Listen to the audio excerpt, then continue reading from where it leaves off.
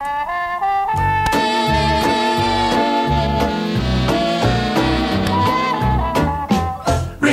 2.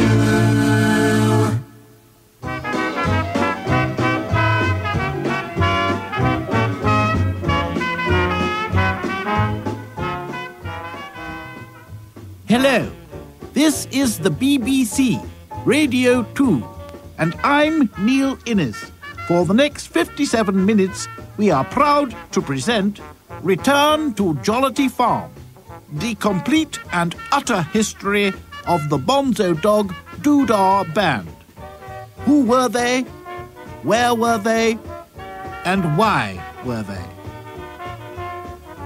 Hi there, nice to be with you. Happy you could stick around. Like to introduce Legs Larry Smith, drums. And Sam Spoon's rhythm pole. And Vernon Dudley Bohay Noel, bass guitar. And Neil Innes, piano. Come in, Rodney Slater, alto saxophone. With Roger Ruskin-Spear on tenor sax. Hi, Vivian Stanchel, trumpet. Big hello to Big John Wayne, xylophone. How did we all get together? To be honest, I'm not quite sure. I wasn't there at the very beginning, but legendary Sam Spoons was. Well, almost. I really didn't know who the other people were. I didn't know at that time they weren't Royal College students, so I wouldn't have seen them on a day-to-day basis. Obviously, I spoke to the trumpet, Roger Wilkes. I was studying furniture design at Royal College of Art and decided to gather some musicians together. So we started to practice in the senior common room. People would come along and sort of listen. One of these sort of listeners was Vernon Dudley Bohay Noel. The Royal College Common Room on Friday nights was a sort of a gathering place of the serious dissenters and novelty personalities, and it was there that the Temperance Seven got going, and the Alberts. Albert Records present the Morse Code Melody, announced by Professor Bruce Lacey with a solo on the human voice.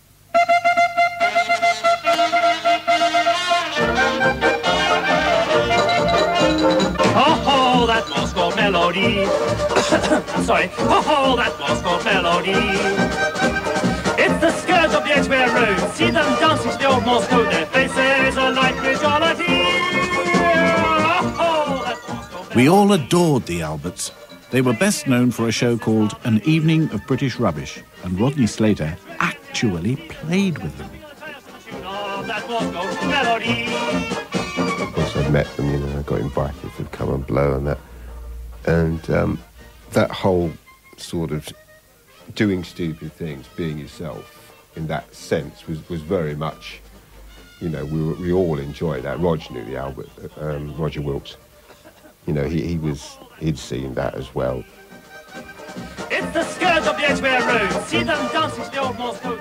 Rodney brought Vivian Stanchel along, who showed a lot of enthusiasm. He asked me, in fact, if he could get up on the stage and sing a song. The moment he got up and delivered the first sort of chorus in a very individual and humorous manner, we thought, he ought to stay. I always had the same vision of him, because when I first met him, he was very, very big. I mean, he was a big bloke. He was 6'2" or 3" anyway, and he carried a lot of weight. He was like 16 stone when I first met him. He was a big chap with an enormous beard. He's like W.G. Grace or something like that, and the touch of Jimmy Edwards. And he always had this kind of, English crazy musical comedian bit about him. And when he picked up a tuba, it just used to make me laugh, because he wasn't very good on it. I first met Rodney and Viv at a pub in New Cross. At the time, I was living in the same house as Vernon, and he'd come home one night full of excitement about a band of eccentric geezers who were looking for a piano player. I wanted to know more, so he set up a meeting. Viv turned up with a euphonium tucked under his arm, wearing Billy Bunter check trousers, Victorian frock coat, nasty little purple-tinted pince-nez glasses with oval lenses, and very large, bright pink false rubber ears. And so I joined the band. Sam Spoons takes up the tale. It was decided that these 6 people... 9, Sam. By then, myself included, 7, whatever it was. 5, 6, 7. Sam, it was 9. Why don't we do something regularly so we can actually pull it together a bit? In fact, Vernon and I got tired of making a long trek from Blackheath to Queensgate each week, and we found a halfway public house called the Bird in Hand in Forest Hill. And I got a regular gig in Notting Hill. Forest Hill. And then, of course, having to make regular contact with the same people and getting irritated when they didn't turn up, of course, I got to know them. I don't know who the piano player was at that time. It was me, Sam. Anyway, the pub was an enormous success. Somehow or other, we made wonderful drinking music, and the landlords loved us. So we found a second pub, the Kensington Arms near Olympia. And it was here that Roger Ruskin Spears, son of a famous father, popped in one night to see us. I was running my own big band at the time, and my banjo player, Big Sid Nichols, he said, I've been down to this pub in West Ken, there's a band there, they're just getting away with murder, come down, it's ridiculous, they're playing so badly. And there was Sam Spoons with this sort of pile of old rubbish on a stick that looked like a drum kit. There was someone playing incredibly bad clarinet, wonderfully out of tune. So we sat in and played, and Neil turned around for the piano and grabbed my arm and said, that's great, that's what we want. Join the band. I said, no, I'm never, I don't want to join a band ever again. But Lenny, we'll turn up for the next gig, and that just went on and on and on. We just kept turning up for the next gig, really.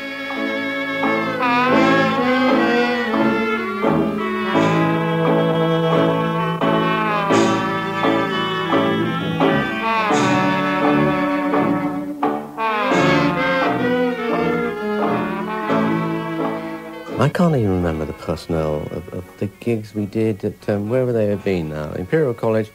I think we did one at Central St Martin's because Viv Stanshaw and Larry Smith were students there. Although I don't think I knew that at the time, really. We were both at the same college, and I remember we sort of checked each other out one morning as we were crossing a road towards the pub. We didn't know each other, but we sort of were waiting for the traffic, and we were looking at each other. I checked him out, and he checked me out, and I thought, this is an interesting geezer. When we finally sort of shared a flat together, he'd be dressing up as this Victorian chappie, and I was more into the 30s, more into Scott Fitzgerald, in fact, and beginning to be influenced by the vulgarity of America and stuff. And he was still locked into Oscar Wilde. I mean, he wrote his thesis on Wilde, and I did mine on Scott Fitzgerald. But we were a pair of dandies, and we would spend hours getting ready for a Saturday night jaunt. Literally hours, perfuming and pruning ourselves. But we did look pretty good. And it was Viv that always was most keen to get me into the band, with such quips as what you lack in musicianship, you'll certainly make up for in style and elegance. And we're making £8.50 a week. It's a fortune. So come and join the band. It did sound a bit tempting.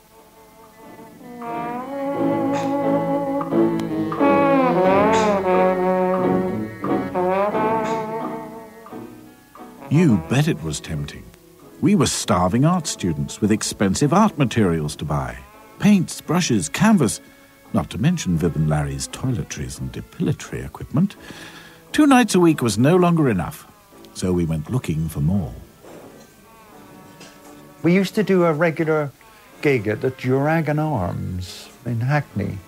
There were no tables and a high stage, and the place used to be packed with very sort of fearsome-looking gentlemen. The amazing thing was that the pub was so crowded that orders used to be shouted and money passed by hand over the top of the crowd to the bar, and the drinks pass back, and this system seemed to work terribly well. In those days, an awful lot of bottled beer was drunk, and I can remember that when we'd finished playing and it was closing time, the pub would empty out, and the floor was a sea of empty bottles. That was a funny pub because the guy had sort of pretensions, I think, that this was going to be the venue. He added a Chinese restaurant at the back, so you had your Chinese food and sort of watched the music. But it was a lunchtime gig, and we wondered why no one ever applauded. It was a funny thing, no applause at the end of every number. There's sort of guffaws, but whereas at the end of the set, the whole place would go completely bananas. So you'd do the whole set thinking, well, they're not like it. And we realised, of course, there's no seats, and they all had their pints. So they're all standing there with their pints and nothing to do. I mean, they couldn't clap because, so it was a weird gig. Soon we were playing 4 pubs a week, 2 on Sundays, lunchtime at the Dragon Arms and evenings at the Tiger's Head, Catford, where one night Chris Welch popped in for a quiet drink with his family.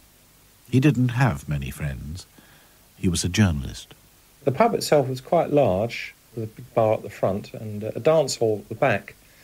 We didn't often go into the dance hall because usually it was some kind of crummy dance band playing away. And we sat having a drink, and suddenly we heard this cataclysmic racket coming from the back room.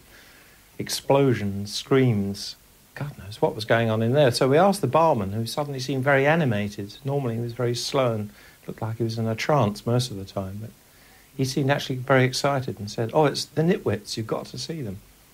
And we realised later he thought it was Sid Millward and his Nitwits, who used to be a famous musical term. Anyway, we immediately took our drinks and went into the back room, where there was a stage at the back, and there we discovered the Bonzo Dog Doodah band in full cry. And we were completely blown away and mesmerised by their performance, which was, it was hilarious, of course, and totally unique.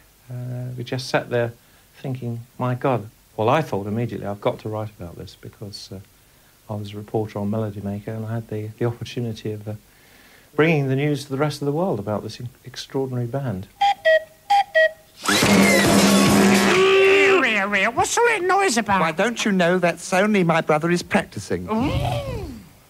My brother makes the noises for the talkies. There's not a single noise that he can't do. If you've forgotten what a parrot's squawk is, our rod can illustrate that noise for you. He does the steam escaping from liners leaving dock. He'll fake a razor scraping or else a cuckoo clock. My brother makes the noises for the talkies. There's not a single noise that he can't do. This is what I hear when I'm in bed. A bang, a rattle, like thunder overhead. Then cats meow and dogs bow wow. The only sleep I'll get is when I'm dead. A shot goes crack, a gale starts blowing, a dog goes crack, a cock starts crowing. Oh, you may think I'm kidding you, yet what I say is true. Just listen, I'll explain to you. My brother makes the noises for the talkies. There's not a single noise that he can't do.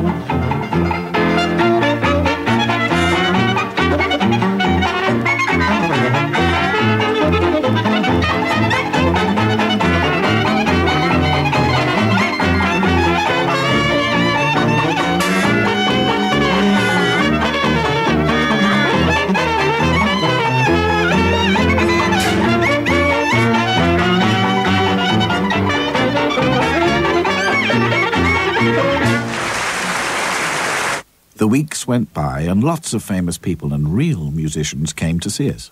Kenny Ball was quite a regular, and one night he brought his brother-in-law, Reg Tracy, who spoke like this. And to our warped minds, this seemed the only qualification needed for anyone to become our manager. Hello, boys. Be funny tonight. You're very funny, boys. Would you like to turn professional, and it, because the thought never occurred to us. And so we did, totally drunk when we signed our first contract, absolutely smashed. We signed our life away to dear old Reg. So the boys got together and formed a band. Fate played the straight man, and since then they'd never looked back. He did his best, I suppose. And I have to say I thoroughly enjoyed playing some of the clubs he booked us in the northeast and northwest. Ah, yes, the north. But how could we get there with all our props, instruments and exploding grandfather clocks? Luckily, Vernon was the proud owner of a vintage Daimler. OK, so it was once an ambulance, but it was still luxury to us. In the back, of course, everything had been taken out, and we just had sort of a few ordinary chairs, and I think we had a couple of armchairs in there. And at one stage, you know, because you could sort of pick these things up in Kensington off skips as you went by, you would suddenly see a nice sort of sofa that you thought would be better than the chairs you had in it. So you would open the back doors and chuck a couple of your chairs away and take on some fresh ones. But of course the one problem with this arrangement was that if you were on a rather windy road and you chose to drive quite swiftly, the people in the back used to move around, rather skidding round on this highly polished cement or composite floor. He would lean out of this old Daimler ambulance as if he'd just suffered some terrible stroke. So his body would be out of the driver's window. And I would be sat next to him reading a book, or pretending to read a paperback in the front seat, but really steering the car, steering the ambulance, and looking over the top of the book so I knew where we were going. But of course, to oncoming traffic, we appeared like we were completely out of control. And the guy had had a heart attack, and, oh, God, we're all going to be killed. Excuse me, sir, would you mind talking to me for a moment at all? What do you mean, Governor? What do you want to know? Well, we're talking about shirts. Are they still necessary, do you think? I mean, do you think they should stop making shirts? Oh, no, not at all. A man's not dressed unless he's got a nice shirt on, Governor, is he? Not really. What about the length of the shirt? Because the old ones used to be very long. Well, I'm all for the short shirt. The old type's old-fashioned, mate. You've got to be a bit modern these days, Governor, ain't you? Okay. Yeah. Well, you're certainly with it, anyway. Well, they are. You've got to be with it. Cool, that's the stuff. Yes. Right. Okay, well, thank you very much. Hello, bye-bye. Bye-bye. We all sort of started off with the wing collars and the decadent sort of Edwardian style. And then the amazing thing is that when we went on the road, we progressed to wearing sort of white shirts with separate collars that always had to be immaculately starched in the style of the day. You know, so when we were travelling around the country, certainly when you were doing weeks away in the clubs, you could make the shirt last for a show, but you needed a new collar for the next show, and your first call when you arrived in a new town, you know, was to find the local steam laundry that could actually clean all your clothes and starch these collars in the style which we thought was essential at the time. Good morning. Could I have this shirt cleaned express, please? Yes, that'll be 3 weeks, dearie. 3 weeks, but the sign outside says 59-minute cleaners. Yes, that's just the name of the shop, love. We take Just 3 the weeks name to of do the a shirt. shop. Yes, that is if there's an R in the month, of course. Oh, Otherwise, but- it's 4 weeks. But your name does begin with a P, doesn't Well, it? no, actually, well, of that'll course be it's 5 weeks then, except if it's a 5 leap weeks. year. It'll be a little Blimey. never even get...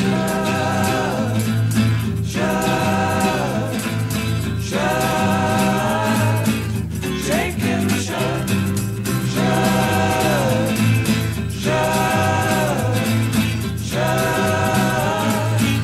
shaking the shirt. Oh, well, they're shaking my shirt all over the place, but it's been thrown right back in my face.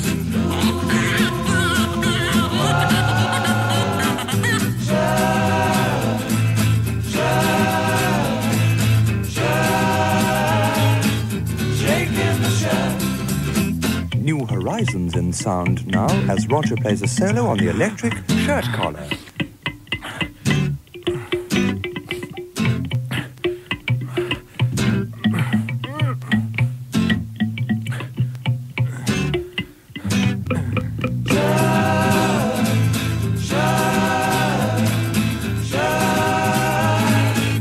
Shaking the shirt.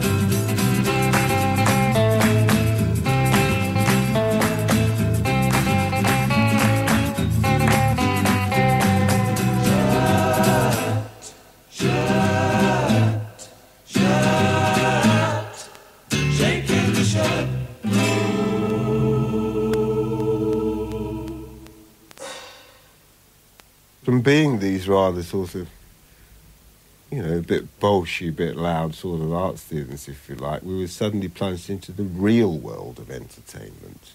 And all the legends, you know, were all completely true. They were all completely true, Showbiz Dixon, you know, and we met some really wonderful people, actually. You know, stand-up comedians and jugglers and circus girls and Christ knows what on that. And we were pulled into it, and it also taught us an awful lot about presentation. Look at me, I'm wonderful. Shibby-dibby-wah. I'm not a bit like you or you. I'm a super showbiz star.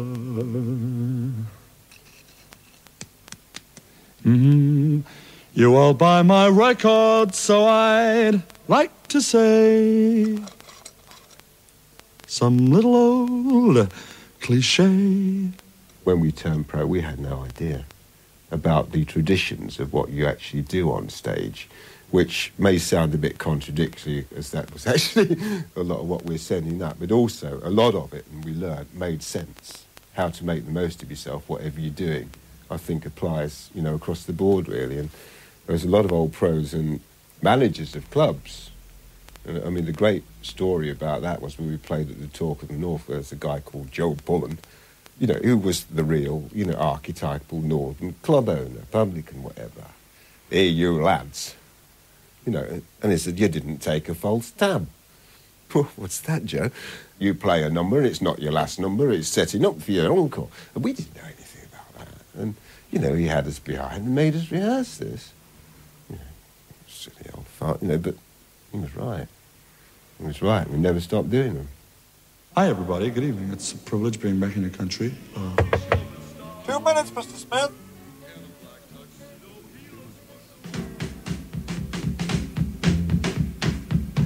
The big black windows in his Yankee car say he's a great big super greasy, glossy, smarmy show.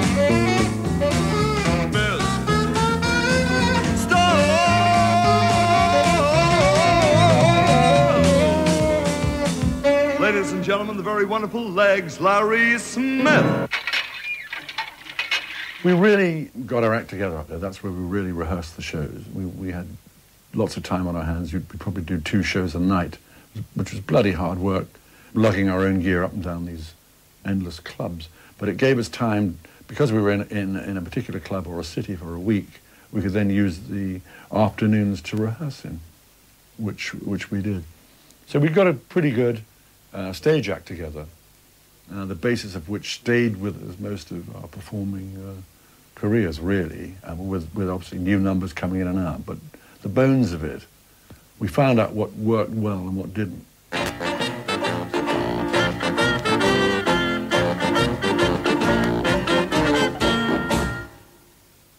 Theatrical digs, that was another area which was completely new to us, and shortly after we took to the road, I'd sort of got married, and my wife used to come away with us. And I remember going once to Manchester to stay with a Mrs. Ackroyd, and going up the path with my wife, knocking on the door, and this sort of apparition appearing, you know, with the sort of all the curlers ready for going off to a show or something in the evening to one of her theatrical groups who was staying in her house. And she immediately went, oh, you're sort of, who are you then? You know, so I said, well, I'm Vernon from the Bonzos. I believe we're booked in here, you know, and she went, oh, yes, that's right. I know I've got the Bonzo dogs coming here. And with that, she was leaning over and looking behind, you see. And then she said, here, who's the trollop with you then?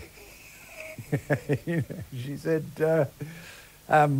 we don't have that kind of thing going on. So I said,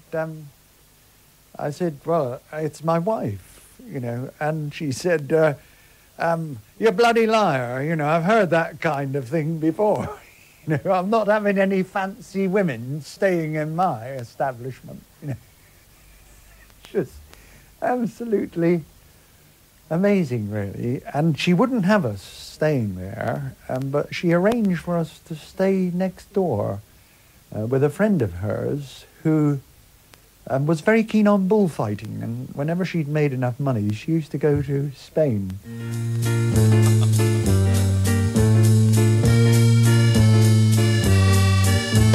Jo, och vi går ner vad som helst.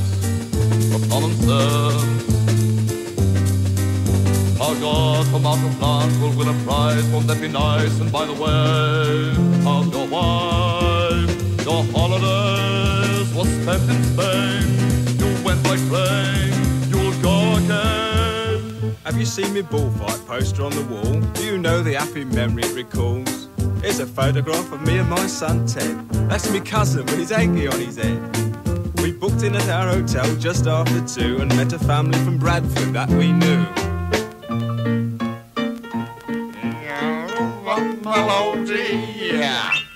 Hello again. I'm Neil Innes and you're listening to Return to Jollity Farm, a fairly loose but genuine enough anecdotal history of the Bonzo Dog Doodah Band.